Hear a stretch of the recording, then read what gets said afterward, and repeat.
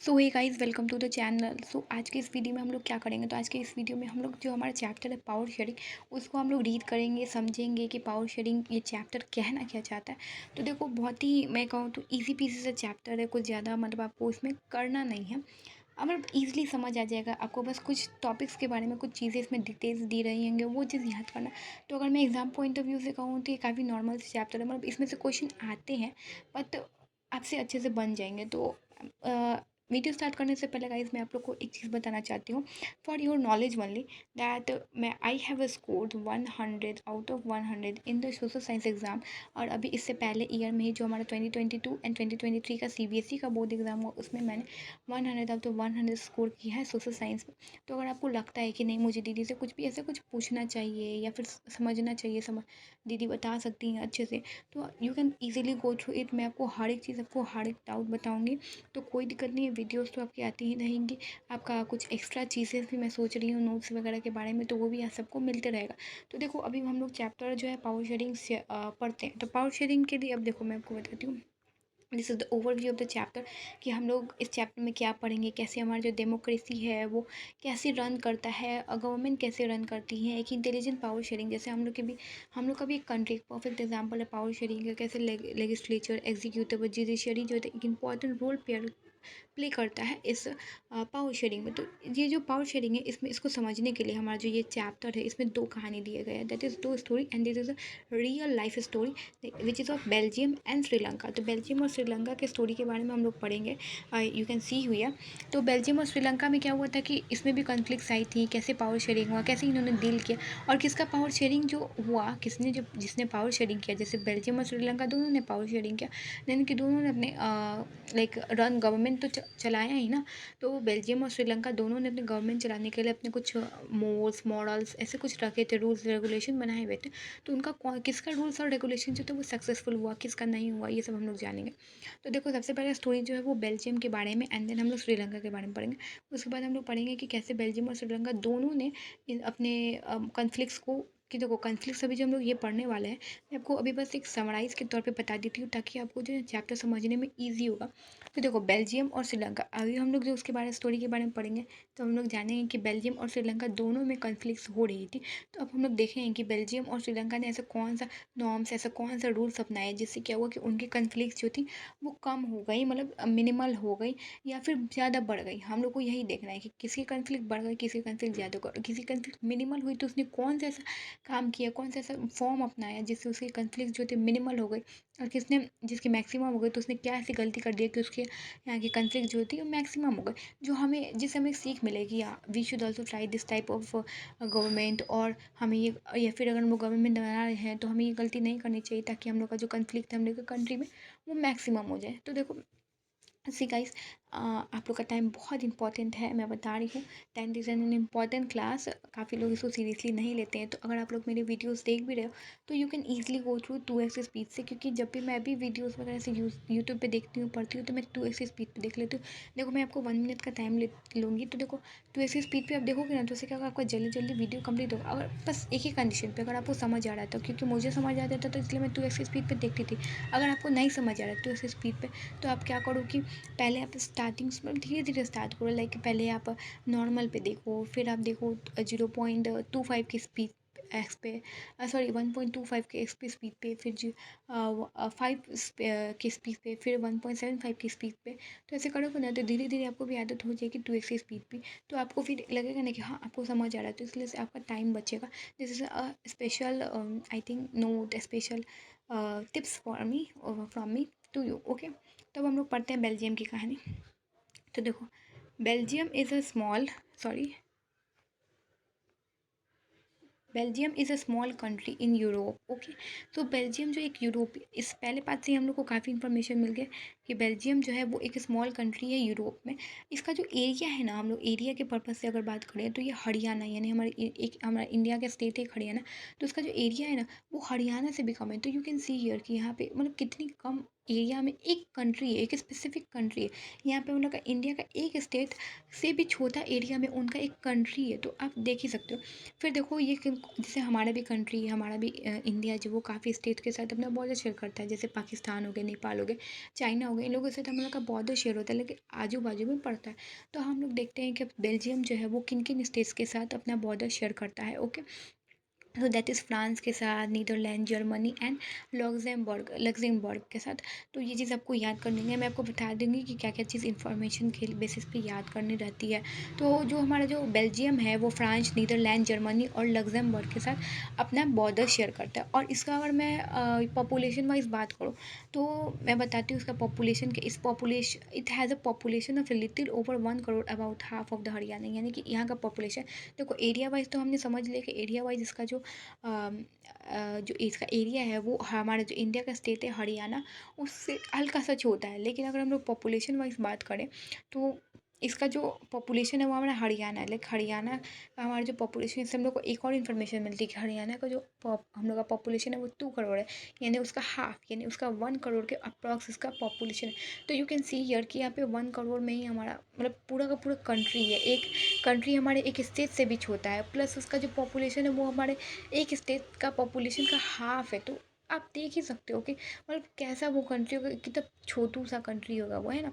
तो अभी यहाँ का लेकिन एथनिक कॉम्पोजिशन तो हर जगह पाए जाते हैं। जैसे हमारी इंडिया में भी डिफरेंट डिफरेंट कास्ट पाए जाते हैं, डिफरेंट डिफरेंट रिलीजन्स पाए जाते हैं, और भी डिफरेंट डिफरेंट पॉलिटिकल पार्टीज़, ये वो हर चीज़ पे बेसिस पे आप लोग को एथनिक डाइवर्सिटीज़ मिलेगी ही मिलेगी। तो एथनिक कंपोजिशन, अच्छा ठीक है, काफ़ी लोग को एथनिक का मतलब नहीं पता होगा, तो यू कैन सी यहाँ पे एथनिक का मतलब लिखा हुआ है। तो यहाँ पे हम लोग एथनिक का मतलब समझ लेते हैं। और social division based on shared culture, people belonging to the same ethnic group believe in their common descent because of similarity of physical type or culture or both. They need not always have the same religion or nationality. तो देखो इसको read करने के बाद काफ़ी लोगों को समझ आया होगा, काफ़ी को नहीं समझ आया, क्योंकि मैं भी बता रही हूँ जब मैंने इसको रीड किया था ना तो मुझे नहीं समझ आया था अच्छे से। तो इसको मैं एक एग्जांपल के तौर पे, अच्छा आप किसी को देखते हो, जब किसी का थोड़ा सा दबा दबा नाक, आँख छोटी छोटी देखोगे, तो आपको क्या करना, अरे ये नेपाली है नेपाली। या फिर अगर नेपाली का लोग होगा तो वो लोग को एक अलग ही मतलब एक समझ आ जाएगा कि हाँ ये नेपालियंस हैं। फिर से अगर आप आजकल कोरिया का बहुत ट्रेंड चल रहा है सॉरी, तो कोरियन पीपल को अगर आप लोग देखोगे तब देख के ही पहचान जाएंगे ये कोरियन है या फिर ये चाइनीज़ है। तो एक होता है ना कि उनका फिजिकल लुक एक जैसा है। या फिर अगर आप मैं बता दूँ, अगर आप लोग किसी स्पेसिफिक जगह पे जाते हो, अगर आप वहाँ पे देखते हो कि यहाँ के लोग बहुत ज़्यादा बुद्धिज़्म को मानते हैं, तो आपके माइंड में थोड़ा सा हिंट करेगा कि मे बी दिस चाइना, मतलब चाइना है, क्योंकि यहाँ के लोग बहुत ज़्यादा बुद्धिज़्म को मानते हैं। तो देखो ये वही एथनिक का मतलब वही समझ लो आप लोग कि एक डिवीजन होता है जिसमें लोग पीपल जो होते हैं ना, एक कल्चर को, एक पर्टिकुलर कल्चर को वो लोग शेयर करते हैं। जो भी लोग एक पर्टिकुलर एथनिक ग्रुप से बिलोंग करते हैं तो वो सोचते हैं ना कि हम लोग सिमिलर हैं, हम लोग एकजुट हैं, क्योंकि हमारा क्योंकि उनका फिजिकल टाइप सेम है या फिर वो सेम कल्चर को ही बिलोंग करते हैं। देखो फिजिकल टाइप उनका सेम है, लेकिन क्या वो सेम कल्चर और सेम मतलब जो और से फिजिकल टाइप हो गया, फिर कल्चर हो गया उनका सेम होता है। इस वजह से वो उनके माइंड में एक होता है ना कि अरे ये तो अपना आदमी है, ये तो अपना। अगर मैं आपको एक एग्जांपल दूँ, अगर एक हिंदू है ना, हिंदू, तो हिंदू हिंदू एक दूसरे के साथ ना, मैं एक बस जस्ट मैं किसी रिलीजन पे कमेंट नहीं कर रही हूँ, बस एक अपना ओपिनियन बता रही हूँ आप लोग को एक्सप्लेन करने के लिए कि एक हिंदू और हिंदू है ना, तो उसके माइंड में एक भाईचारा का थोड़ा सा होगा। या फिर अगर आप किसी मान लो दूसरे कंट्री में चले जाते हो, आप लोग अगर इंडिया के हो, वो भी इंडिया का है, तो आपके मन में एक थोड़ा सा ही होगा देश के प्रति, मतलब एक वो कनेक्शन आप फील करने ही लगोगे। तो वो चीज़ यहीं पे दिख रहा है कि आपका फिजिकल टाइप, या फिर अगर आप सेम कल्चर शेयर करते हो तो आप लोग के अंदर एक सिमिलैरिटी होता है। बट इसका में ज़रूरी ये नहीं है कि आप लोग सेम रिलीजन से ही या फिर सेम नेशनैलिटी से ही बिलोंग करते हैं। जैसे मैंने आपको एक एग्जाम्पल दिया कि हिंदू हिंदू एक दूसरे को भाई भाई कहेगा, और या फिर एक सेम नेशन का होगा तो एक दूसरे को भाई भाई कहेगा। तो ऐसा कुछ ज़रूरी नहीं है कि आप लोग बस एक सेम कल्चर बस शेयर कर सकते हो, बस ये ज़रूरी है। मैंने बस आपको एक एग्जांपल के तौर पे ही समझाया था। ओके, तो अब हम लोग यहाँ पे आते हैं। तो अब यहाँ पे इसका जो एथनिक कॉम्पोजिशन है उसको हम लोग बताते हैं। तो ये कहने के लिए तो एक छोटा सा कंट्री है area wise and population wise, लेकिन यहाँ का जो एथनिक कॉम्पोजिशन है वो बहुत बहुत बहुत कॉम्प्लेक्स है। कैसे कॉम्प्लेक्स है, क्या है, हम लोग कभी पढ़ते हैं। तो देखो इस कंट्री का जो पॉपुलेशन है, इस कंट्री का 59% तो इसका जो होता है फ्लेमिश रीजन में रहते हैं, और जो कि डच बोलते हैं। और जो अनदर 40% पीपल होते हैं वो वेलोनिया रीजन में रहते हैं, जो कि फ्रेंच बोलते हैं। अब देखो डच रीजन और फ्लेमिश रीजन, तो 59% जो पीपल होते हैं वो फ्लेमिश रीजन पे रहते हैं। एंड ठीक है, तो फ्लेमिश रीजन मैं आपको बता देती हूँ, जितना भी एरिया येलो से मार्क किया गया that is your Flemish region, और जितना भी एरिया आप लोग का रेड से मार्क किया गया that is French speaking region. Okay, so जितना भी एरिया येलो से मार्क किया गया दैट इज़ फ्लेमिश रीजन, और यहाँ पे जो पीपल है वो डच बोलते हैं, और जितना भी एरिया रेड से मार्क किया गया यू कैन सी हियर, ये जो होता है यहाँ पे वलोनिया रीजन है जिसको फ्रेंच स्पीकिंग, मतलब यहाँ पे लोग फ्रेंच बोलते हैं। और बाकी 1% जो हो गया रीजन वो था Germany region that is here, ये वाला जर्मनी पार्ट है। यहाँ पे आप लोग का मैप भी दिया हुआ है। तो यहाँ के लोग जो होते हैं वो जर्मन लैंग्वेज बोलते हैं। अब देखो, अब तो ये हो गया कि ठीक है, चलो समझ आ गया कि चलो 59% पॉपुलेशन जो है वो आप लोग का डच स्पीकिंग पीपल का है, और 40% पॉपुलेशन जो है वो फ्रेंच स्पीकिंग पीपल का। तो अब इसमें आता है कि अब इसमें प्रॉब्लम क्या है, दिक्कत क्या है। तो दिक्कत ये है कि हम लोग कैपिटल सिटी में, इनकी जो कैपिटल सिटी ब्रुसेल्स है उसमें 80% पीपल जो होते हैं वो फ्रेंच स्पीकिंग है, और 20% पीपल जो है वो डच स्पीकिंग है। अब तो ये तो दिक्कत, अब इसमें कहोगे तुम लोग वो दिक्कत की क्या बात होगी। तो दिक्कत की बात ये हो गई कि देखो, जो हमारा वेलोनिया रीजन में पीपल रहते हैं, दैट इज सॉरी, जो फ्लेमिश रीजन में रहते हैं और जो डच बोलते हैं, तो इनकी पॉपुलेशन तो ज़्यादा है। तो इसलिए ये जो होता है ना, कंट्री वाइज इनका जो कंट्री में जो होते हैं ना रहते हैं ये लोग, वो सबसे ज़्यादा, मतलब एरिया वाइज की डच ऑब्वियसली इनका पॉपुलेशन ज़्यादा है, तो एरिया ये ज़्यादा ऑक्यूपाई करते हैं कंपेयर टू दिस वलोनिया रीजन के पीपल।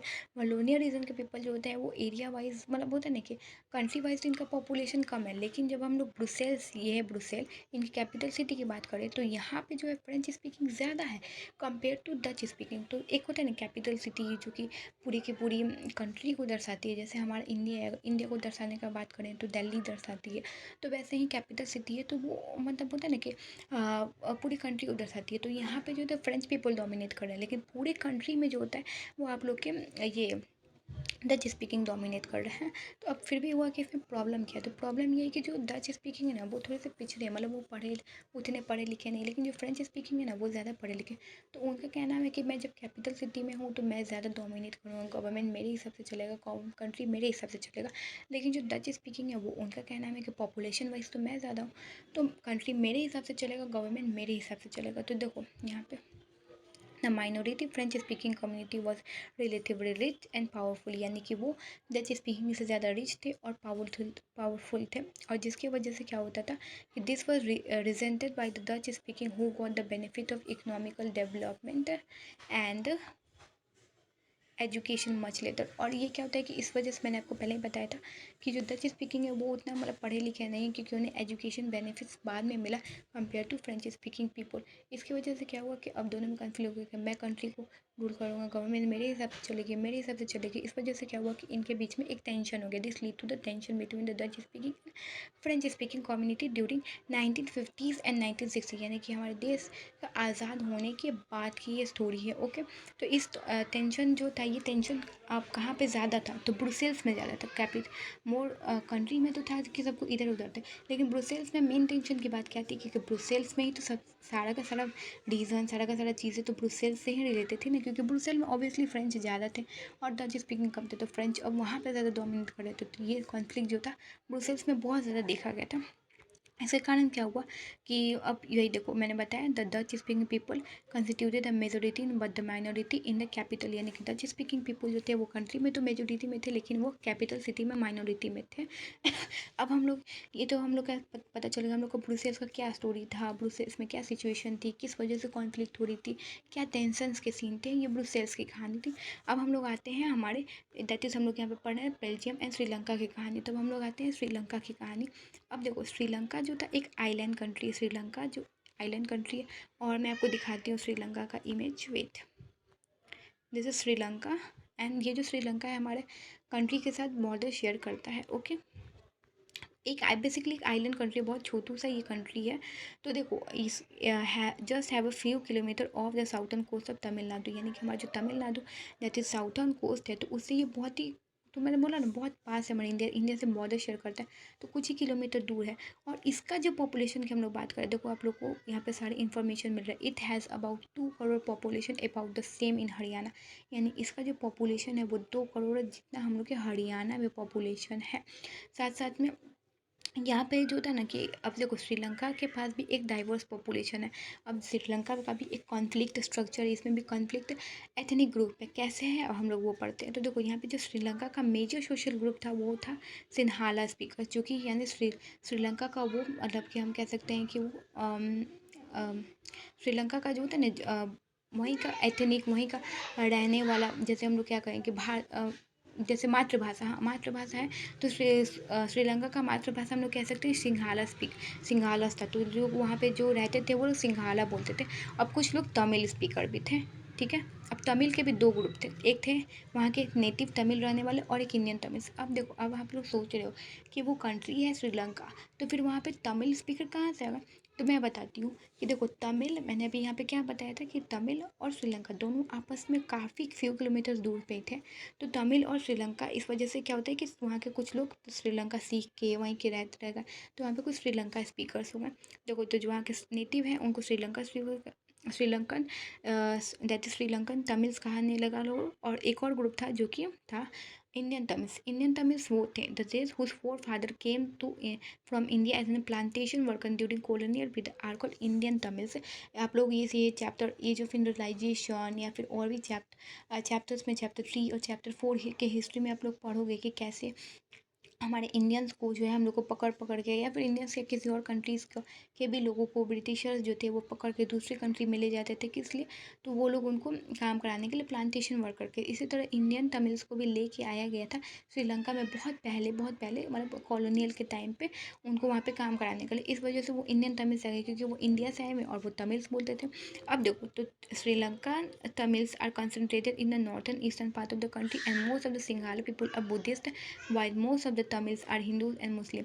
अब देखो यहाँ पे हम लोग एक और चीज़ मिले। अब देखो इनका तो लैंग्वेज वाइज ये था है कि ये लैंग्वेज वाइज अलग है। कोई सिंहाला लैंग्वेज बोल रहा है, तो कोई इंडियन तमिल्स है, तो कोई श्रीलंकन तमिल्स है। तो इस वाइज लैंग्वेज वाइज तो इनके बीच में डाइवर्सिटी थी है। अब एक और वाइज डाइवर्सिटी इनमें थी, वो थी इनकी ये लैंग्वेज के बेसिस पे डाइवर्सिटी। जैसे हम लोग ने बेल्जियम में दो टाइप, मतलब उनका जो कंपोजिशन था दो टाइप का देखा था। एक था कि डच जो थे वो मेजोरिटी ऑफ द कंट्री में थे और जो फ्रेंच थे वो माइनॉरिटी में थे। लेकिन ब्रुसेल्स में फ्रेंच ज़्यादा थे और डच जो थे वो कम थे। सेम यहाँ पे भी जो सिन्हाला है वो थे बुद्धिस्ट में, यानी कि वो बुद्धिज्म को मानते थे। लेकिन जो तमिल्स थे वो हिंदू और मुस्लिम दोनों थे, और इनमें से हिंदू मुस्लिम थे और साथ साथ में 7% क्रिश्चियन भी थे, जो कि बोथ सिंघाला और तमिल्स दोनों थे। तो ओके, उसके बाद से हम लोग देखते हैं। देखो एक बार मैं आपको दिखा देती हूँ। यहाँ पे एथनिक कंपोजिशन है। ये जो येलो से मार्क्ड एरिया है, this is your Sinhala area, okay. And ये बीच में जो हम लोग है यहाँ पे इंडियन तमिल्स रहते हैं।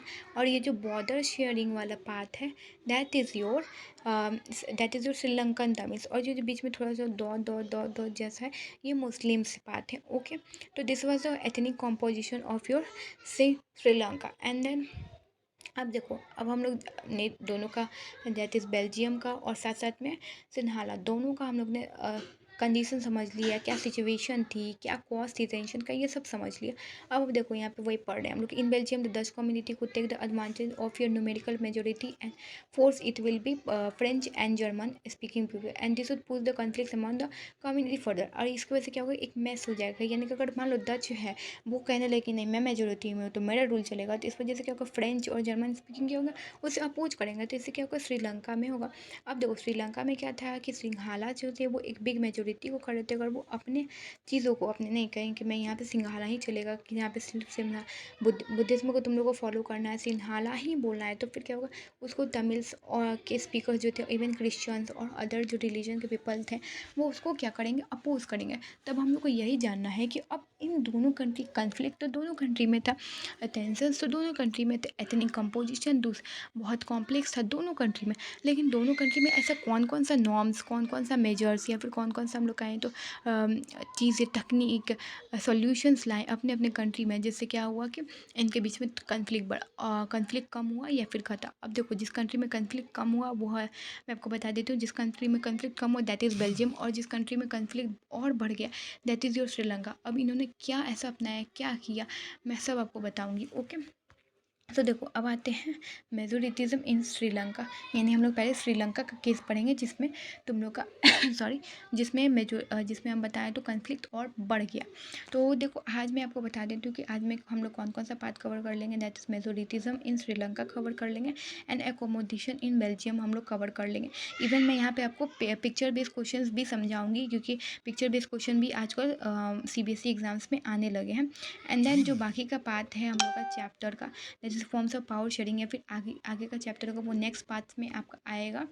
तो अभी हम लोग पढ़ते हैं मेजोरिटिज्म इन श्रीलंका। ओके, तो Sri Lanka is emerge as an independent state in 1948। हम लोग का कब था इंडिपेंडेंस डे? हम लोग कब इंडिपेंडेंट हुए थे? कमेंट्स में बताना ज़रूर। ऐसे मैं आपको बता ही देती हूँ, 1947 बहुत ईजी पीसी से क्वेश्चन है। तो देखो, श्रीलंका जो था एक इंडिपेंडेंट कंट्री की तरह 1948 में आया था, इमर्ज हुआ था, यानी कि हमारे इंडिपेंडेंस के 1 साल बाद। अब देखो, जो लीडर्स थे श्रीलंका के, सिंघाला कम्युनिटी थे, यानी कि श्रीलंका के जो लीडर्स थे वो सिंघाला कम्युनिटी से बिलोंग करते। ऑब्वियसली सिंघाला कम्युनिटी जो है वो बहुत ज़्यादा मेजोरिटी में है, तो उसके most of the people, leaders वगैरह, वो भी सिंघाला कम्युनिटी के ही होंगे ना। तो अब क्या किए कि इन्होंने क्या किया, the leaders of the Sinhala community अपने डोमिनेंस अब कहने लगे नहीं, सिंघाला ही यहाँ पे सिर्फ चलेगा, बाकी कंट्रीज़ मतलब बाकी जो भी क्या नाम है, लैंग्वेज और रिलीजन, वो सब गए भाड़ में, यहाँ पे सिर्फ अपना राज चलेगा। ऐसा टाइप का था कि यहाँ पे सिर्फ अपना राज चलेगा बिड़ू, और कोई नहीं चलेगा, ठीक है। ऐसा टाइप का था, मतलब होता ना गुंडागर्दी टाइप्स था, ठीक है। तो इसके वजह से क्या हुआ कि यहाँ पे जो डेमोक्रेसी इलेक्ट हुआ वो मेजोरिटिज्म पे बेस्ड हुआ। मेजोरिटिज्म क्या होता है, अब ये क्वेश्चन भी आ सकता है। तो majoritism is a form of government in which the government is formed by the majority of the community, यानी कि उस कंट्री में जितने भी लोग मेजोरिटी में होंगे उनके बेसिस पे, उनके ध्यान में रख के जो गवर्नमेंट बनती है उसे हम लोग मेजोरिटिज्म कहते हैं। तो यहाँ पे मेन कौन था मेजोरिटी में? सिंहाला स्पीकर्स थे। तो सिंहाला स्पीकर्स क्या बना रहे हैं यहाँ पे? मेजोरिटी बना रहे हैं। इसका मतलब किसके राइट को दबाया जा रहा है? तो इसका हमारे किसके राइट को दबाया जा रहा है? वो है हमारे, दैट इज़ जो तमिल स्पीकर्स हैं या फिर अदर रिलीजियस ग्रुप हैं, उनके राइट्स को दबाया जा रहा है। अब इसकी वजह से क्या क्या चीज़ होता है, क्या कॉन्फ्लिक्ट पैदा होता है, हम लोग वो जानते हैं। In 1959 an act was passed to recognize Sinhala was the official language thus this regarding Tamils, यानी कि 1956 में इन्होंने मेजोरिटी पे तो गवर्नमेंट बना लिया। अब देखो 1956 में एक एक्ट भी पास होता है जिसमें सिंहाला को ऑफिशियल लैंग्वेज की तरह हम लोग को, जैसे होता है ना, सिंहाला इज़ ऑफिशियल लैंग्वेज यहाँ का, और बाकी तमिल्स वगैरह को डिसरिगार्ड कर दिया जाता है। अभी देखो मैं आपको बताती हूँ, आप लोग चैप्टर में पढ़ोगे, दैट इज़ चैप्टर 3 या फिर 4 होगा, सिविक्स का ही चैप्टर होगा, जिसमें आप लोग पढ़ोगे कि हमारे जो इंडिया था उसमें भी ऐसे कॉन्फ्लिक्ट सिचुएशन आई थी। ऐसा मैं एक क्वेश्चन पूछूं, इंडिया का कोई नेशनल लैंग्वेज है? जब ये सोचना फिर बताना, अपने मन में सोचना, क्योंकि आप तो मुझे बता नहीं पाओगे, लेकिन मैं बताती हूँ। तो देखो, इंडिया का कोई भी नेशनल लैंग्वेज नहीं है, यानी कि इंडिया जो था यहाँ पे सबके राइट को रिस्पेक्ट कर रहा है। प्लस यहाँ पे इंग्लिश और हिंदी दोनों ऑफिशियल लैंग्वेज है। हिंदी मेजोरिटी है, मेजोरिटी ज़्यादा हिंदी, इसलिए हिंदी को रखा गया। इंग्लिश इसलिए भी रखा गया क्योंकि हमारे जो साउथर्न स्टेट्स हैं वो हिंदी नहीं जानते हैं, तो उनके लिए इंग्लिश को रखा गया। अभी मैं आपको पहले, ये आगे हम लोग पढ़ेंगे, लेकिन मैं आपको बता देती हूँ कि देखो, इंग्लिश जो था वो कुछ पीरियड टाइम के लिए ऑफिशियल लैंग्वेज था, क्योंकि तब तक था कि, क्योंकि उस वक्त हमारा जो कंट्री था इंडिपेंडेंस के बाद काफ़ी चीज़ों में बता हुआ था, कोई इधर से कोई इधर से, मतलब हम लोग का स्टेट एक कंबाइंड स्टेट नहीं था। इस वजह से इंग्लिश को एक ऑफिशियल लैंग्वेज रख दिया गया था। लेकिन जब अब आया कि अब इंग्लिश को हटाया जाए, तो फिर तमिल पीपल्स थे, उन्होंने रिवॉल्ट करना स्टार्ट कर दिया कि नहीं, हम लोग हिंदी को नहीं मानेंगे। तो इस वजह से उनके राइट को रिस्पेक्ट करने के लिए इंग्लिश को अगेन ऑफिशियल लैंग्वेज बना दिया गया था। तो यहाँ पे हम लोग को क्या दिख रहा है कि इंडिया जो हम सबकी राइट को रिस्पेक्ट कर रहा है, पर श्रीलंका में क्या केस दिख रहा है कि नहीं, सिर्फ सिंहाला स्पीकर के राइट को रिस्पेक्ट किया गया, ना ही तमिल्स को। देखो, ये चीज़ जो मैंने आपको भी इन्फॉर्मेशन दी, हम लोग आगे पढ़ेंगे, तो ऐसा होता है ना कि चीज़ों को कनेक्ट करके चलोगे ना, तो आप लोग को आगे और समझ आएगा। तो इसलिए मैंने आपको अभी बता दिया है। अब देखो, the government followed preferential policies that favor Sinhala's applicant for university position and government jobs। अब जो गवर्नमेंट बनी वो मेजोरिटी में बनी, तो ऑब्वियसली सिंहाला को ही सिर्फ सपोर्ट करेगी। तो इस वजह से अब क्या हुआ, यूनिवर्सिटी वगैरह में भी जो जॉब्स है, पोजीशन है, अब वो सिंहाला के रिजर्व कर दिया गया। यहाँ पे भी रिजर्वेशन है, पर किन के लिए? जो शेड्यूल कास्ट हैं, जो शेड्यूल ट्राइब्स हैं हमारे इंडिया में, उनके लिए, यानी कि वो लोग लाइक बैकवर्ड ग्रुप्स हैं, तो उनको और आगे बढ़ाने के लिए हम लोग यहाँ पे क्या कर रहे हैं कि मेजोरिटी लाइक रिजर्व सीट का ऑप्शन ला रहे हैं। लेकिन यहाँ पे क्या कि ये लोग तो खुद मेजोरिटी में, सिंहाला एप्लीकेंट्स है, अब लेकिन इनके साथ और रिजर्वेशन किया गया। तो अब तुम सोच सकते हो कि तमिल्स के लिए कितना मुश्किल होगा। एक तो वो माइनॉरिटी में, प्लस उनको क्या है कि रिजर्वेशन भी सहना पड़ रहा है। सिंहाला स्पीकर जो उनको रिजर्व सीट मिल रहा है, तो उनके साथ कितना मतलब इनजस्टिस हो रहा है। अब जो न्यू कॉन्स्टिट्यूशन बना हुआ है वो बुद्धिज़्म को प्रोटेक्ट कर, वो बुद्धिज़्म को फॉलो कर। हमने क्या पढ़ा था आगे कि सिन्हाला स्पीकर्स जो हैं वो बुद्धिज़्म को फॉलो करते हैं, वो बुद्धिज़्म को मानते हैं, है कि नहीं? तो यहाँ पे अब वो सिन्हाला मेजॉरिटी, तो सिन्हाला के बेसिस पे बनी है, तो अब वो लोग कौन से रिलीजन को फॉलो करेंगे, दैट इज़ बुद्धिज़्म। लेकिन हमारे इंडिया में ऐसा नहीं है। मैं देखो अपने इंडिया के साथ एग्जाम्पल की तरफ कनेक्ट करके ले चल रही हूँ आपको कि इंडिया से आपको कनेक्ट मिलेगा, क्योंकि देखो आप जहाँ पे आप रहते हो वहाँ से अगर कनेक्ट करके चलोगे ना तो आप लोग को समझ आएगा। और इंडिया में हर चीज़ क्यों कैसे क्या बनाया जाए, तो आपको अपने कंट्री, अपने आस पड़ोस क्या चल रहा है उसके बारे में आपको पता चलेगा। तो मैं आपको इसलिए कनेक्ट करके चल रही हूँ। तो वो बुद्धिज़्म को फॉलो करें। अब ये क्या हुआ कि अब ये सारा जो इनका मेजर्स था वो सिर्फ़ और सिर्फ़ एक पर्टिकुलर रिलीजन, एक पर्टिकुलर ग्रुप को ही सपोर्ट कर रहा था। तो दूसरा ग्रुप क्या होगा, एलिनेशन फ़ील करेगा ना। एलिनेशन मतलब कि अलग किसी कंट्री से, मतलब हम समझ मान लो आप लोग का एक ग्रुप है, आप लोग का फ्रेंड्स का ग्रुप है, जिसमें हम लोग फ्रेंड्स को क्या कर रहे हैं कि एक फ्रेंड्स को अपने छात के रख रहे हैं, नहीं ये अच्छा नहीं है, इससे हम लोग बात नहीं करेंगे। लेकिन आप लोग का क्लास स्कूल में होता है, आई थिंक सबके स्कूल में एक ऐसा होता है कि कुछ ऐसे बच्चे, कुछ ऐसे ग्रुप्स को क्या होता है कि छात के हम लोग रखते हैं। तो ऐसा नहीं करना चाहिए, पर हो जाता है कि वो ग्रुप्स जो होते हैं ना, वो बच्चे अलग ही रह पाते हैं, वो बाकी सबसे घुल मिल नहीं पाते हैं, तो हम लोग भी उससे बात नहीं करते हैं, वो अलग रहते हैं। तो फिर वो क्या, वो पूरी क्लास में एक अलग फील करते हैं, एलिनेटेड फील करते हैं। तो हम लोग क्या करें, उनके इनडायरेक्टली उनके राइट्स को हम लोग दबा रहे हैं, रिप्रेस कर रहे हैं। तो सेम यहाँ पे क्या हो रहा था, तमिल्स के साथ हो रहा है, श्रीलंकन तमिल्स या फिर इंडियन तमिल्स भी हम लोग का है।